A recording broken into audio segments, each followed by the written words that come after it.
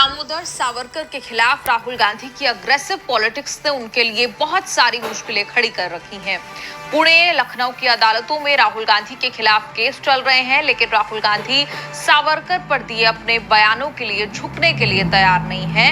अभी किसी केस में राहुल गांधी के खिलाफ कोई जजमेंट तो नहीं आया, लेकिन राहत भी नहीं मिली है। सावरकर से राहुल गांधी की चर्चा इसलिए कि विवादित बयानों पर 2 कोर्ट्स में हुए हैं बड़े फैसले, एक में झटका और एक में थोड़ी राहत कि राहुल गांधी कोर्ट से जो चाहते थे उस पर विचार करके जज फैसला सुनाने वाले हैं। मुझे कहते हैं सही बात बोलने के लिए माफी बोलूं, माफी मांगूं। भाइयों और बहनों, मेरा नाम राहुल सावरकर नहीं है, मेरा नाम राहुल गांधी है। मैं सच्चाई के लिए कभी माफी नहीं मांगूंगा, मर जाऊंगा मगर माफी नहीं मांगूंगा, और ना कोई कांग्रेस वाला माफी मांगेगा।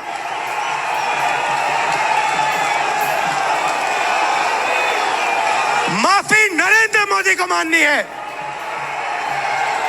नरेंद्र मोदी को देश से माफी मांगनी है।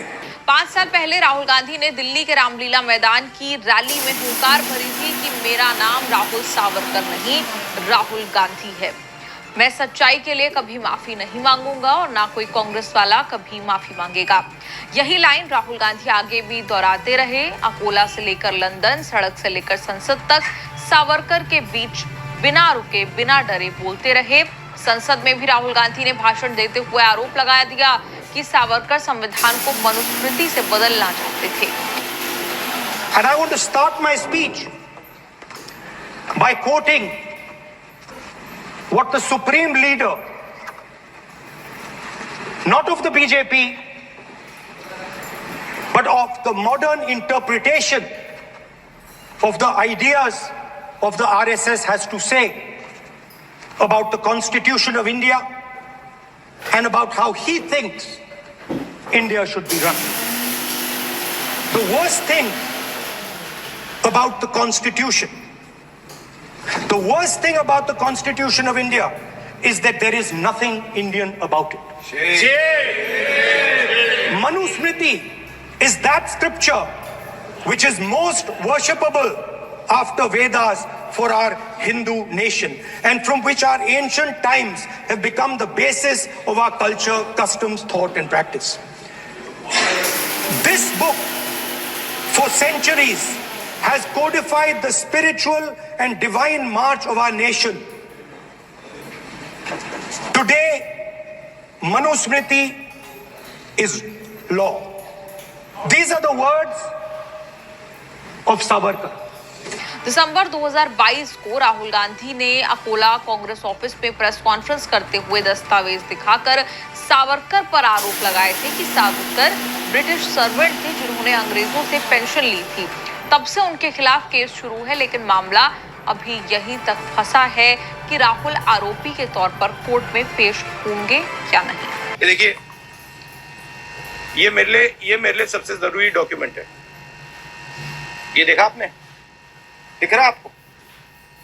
और इसमें आप देख लीजिए, ये सावरकर जी की चिट्ठी है जिसमें उन्होंने अंग्रेजों को लिखा है, और मैं पूरी चिट्ठी आपको पढ़नी होगी, देख लीजिए, मैंने हाईलाइट भी कर रखी है, मगर मैं सिर्फ आखिरी लाइन पढ़ना चाहता हूँ। अंग्रेजी में लिखी है तो मैं अंग्रेजी में बोल देता हूँ। I beg to remain sir your most obedient servant V D. Savarkar.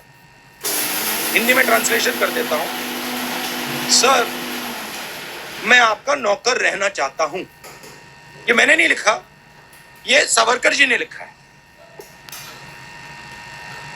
तो इसको आप पढ़ लीजिए, देख लीजिए। अगर फडणवीस जी देखना चाहते हैं इसको, वो भी देख लें।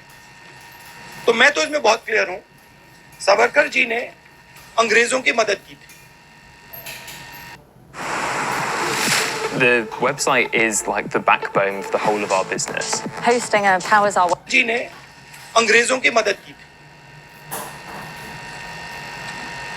पिछले साल भारत जोड़ो यात्रा के दौरान अकोला की इसी प्रेस कॉन्फ्रेंस में दिए बयान को लेकर मामला शुरू हुआ। दिसंबर में लखनऊ के सेशंस कोर्ट जज आलोक वर्मा ने बतौर आरोपी पेश होने का आदेश दिया था। कोर्ट ने पाया कि प्रेस कॉन्फ्रेंस में पहले से छपे पर्चे और पर्चे बांटना दर्शाता है कि राहुल गांधी ने समाज में नफरत और दुश्मनी फैलाकर राष्ट्र की बुनियादी विशेषताओं को कमजोर और अपमानित किया। राहुल गांधी कोर्ट के बुलाने पर पेश नहीं हुए।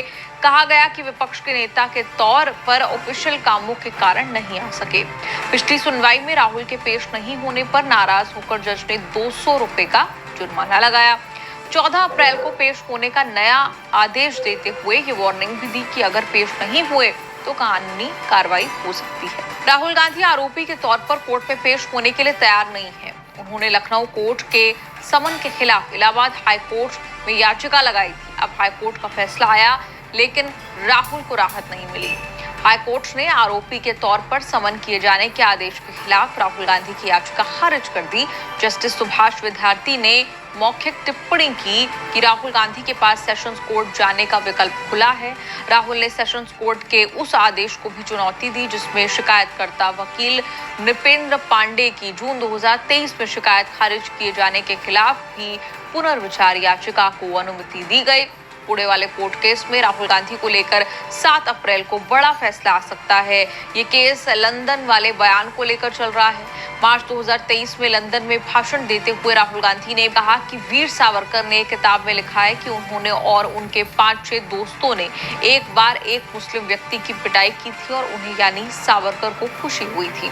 वीडी सावरकर के पोते सत्याकी सावरकर ने याचिका लगाकर कहा कि ये कुछ नहीं लिखा गया है। गलत बात बोलने के लिए राहुल पर केस चलाया जाए। पिछले महीने कोर्ट ने राहुल गांधी को पेश होने के स्थायी रूप से छूट देते हुए जमानत दी थी।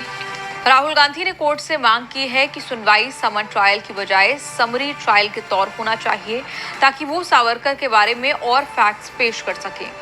सत्याकी सावरकर ने कहा कि राहुल की मांग नहीं सुनी जाए। आरोपी ये तय नहीं कर सकता कि कोर्ट को किस तरह से मुकदमा चलाना चाहिए। समरी ट्रायल लंबी कानूनी प्रक्रिया है जिसमें कहीं ज्यादा डिटेल जुड़ा होता है। समरी ट्रायल उन मामलों में होता है जहां अपराध की सजा 2 साल से कम हो। अगर राहुल की मांग मानी गई तो वीडी सावरकर पर कोर्ट में डिटेल कानूनी बहस हो सकती है। नई कहानियां, नए फैक्ट्स सामने आ सकते हैं जो सावरकर पर चल रही राजनीति को और आगे बढ़ाएंगे। ज्यादा पुरानी बात नहीं है जब मोदी सरनेम केस में सूरत कोर्ट से 2 साल की सजा होने से संसद सदस्यता चली गई थी, लेकिन राहुल गांधी ने माफी नहीं मांगी।